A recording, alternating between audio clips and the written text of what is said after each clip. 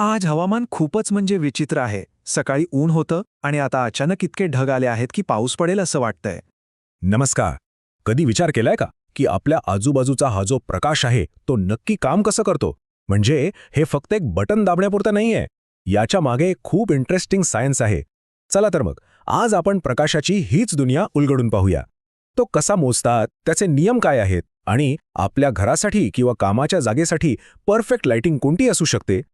तर मग सगळ्यात आधी थेट मूळ प्रश्नावर येऊया. आपण प्रकाश मोजतो कसा?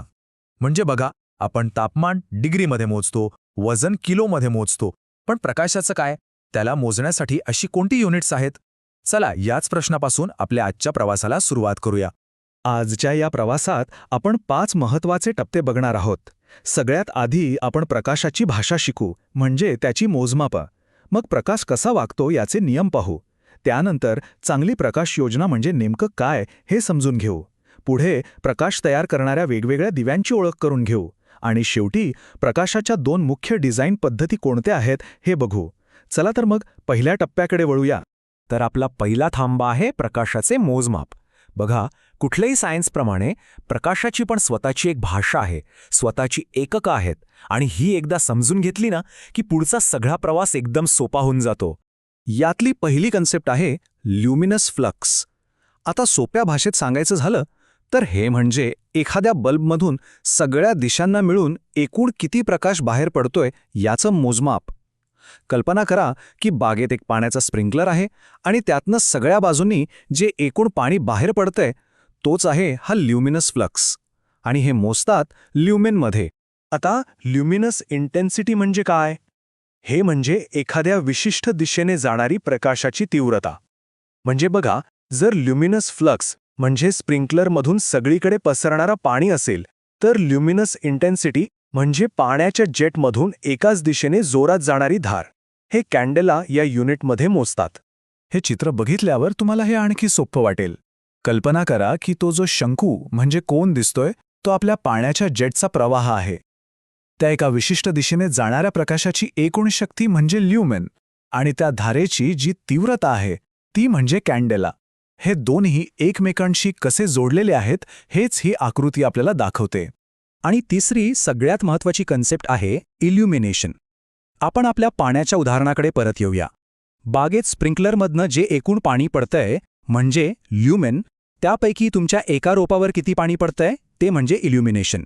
म्हणजेच एखाद्या पृष्ठभागावर, समजा आपल्या पुस्तकाच्या पानावर, प्रत्यक्ष किती प्रकाश पडतोय हे लक्समध्ये मोजतात. खोलीत आपल्याला जो उजेड जाणवतो ना तो हाच असतो. आणि हे लक्स मोजण्यासाठी एक खूप सोपं उपकरण वापरलं जातं, जे तुम्ही इथे बघू शकता. याला म्हणतात लक्स मीटर. जे प्रोफेशनल फोटोग्राफर्स असतात किंवा इंटिरियर डिझायनर्स ते याचा वापर करून एखाद्या जागेत योग्य प्रकाश आहे की नाही हे तपासतात. तर आता आपल्याला प्रकाश मोजण्याची भाषा तर समजली आहे. आता हे पाहूया की हा प्रकाश अवकाशात म्हणजे स्पेसमध्ये कसा वागतो. याच्या मागे एक खूपच इंटरेस्टिंग आणि तितकाच महत्त्वाचा फिजिक्सचा नियम आहे. हा नियम आहे व्यस्त वर्ग नियम, म्हणजेच इन्व्हर्स स्क्वेअर लॉ. आता याचा सोपा अर्थ काय, तर तुम्ही दिव्यापासून जसं जसं दूर जाल तशी प्रकाशाची तीव्रता प्रचंड वेगाने कमी होते. म्हणजे अंतर दुप्पट झालं ना तर प्रकाश फक्त 1/4 होतो, अर्धा नाही. किती मोठा फरक आहे बघा. हे त्या नियमाचं एक साधं गणितीय रूप आहे. यातला ई म्हणजे इल्युमिनेशन किंवा प्रदीपन, आय म्हणजे इंटेन्सिटी आणि आर म्हणजे अंतर. या साध्या सूत्रात एक खूप मोठी गोष्ट दडलेली आहे. ती म्हणजे दिव्यापासूनचं अंतर थोडंसं जरी वाढलं तरी मिळणारा प्रकाश खूप जास्त कमी होतो. आणि म्हणूनच वाचायचा दिवा आपल्या डोक्याजवळ का असतो याचं उत्तर आपल्याला इथे मिळतं. चला आता फिजिक्सकडून थोडं प्रॅक्टिकल गोष्टींकडे येऊया. कुठल्याही जागेत फक्त प्रकाश असणं महत्त्वाचं नाही, तर तो चांगला प्रकाश असणं गरजेचं आहे. पण चांगला प्रकाश म्हणजे नक्की काय? चांगल्या प्रकाश योजनेची काही सोपी वैशिष्ट्ये आहेत. एक तर प्रकाश पुरेसा हवा. दुसरं म्हणजे तो सगळीकडे सारखा पसरलेला हवा, म्हणजे विचित्र सावल्या नकोत. तिसरं, तो डोळ्यांना खुपणारा नको. प्रकाशाचा रंग पण नैसर्गिक आणि छान वाटणारा हवा. आणि सगळ्यात महत्त्वाचं, दिवा लुकलुकता कामा नये, कारण त्यामुळे डोळ्यांवर ताण येतो आणि डोकं दुखू शकतं.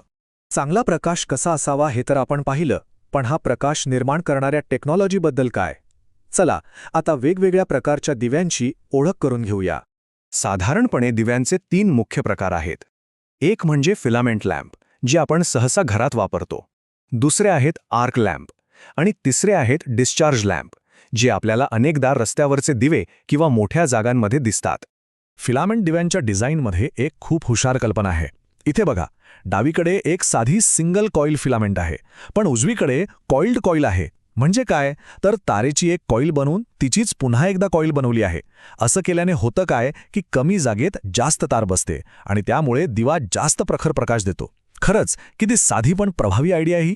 आणि आता आपण आलो आहोत आपल्या शेवटच्या टप्प्यावर. इथे आपण जे काही शिकलो ते सगळं एकत्र आणून प्रकाश योजनेच्या 2 प्रमुख पद्धती पाहणार आहोत. इथे 2 मुख्य प्रकार आहेत, डिरेक्ट आणि इनडिरेक्ट लाइटिंग.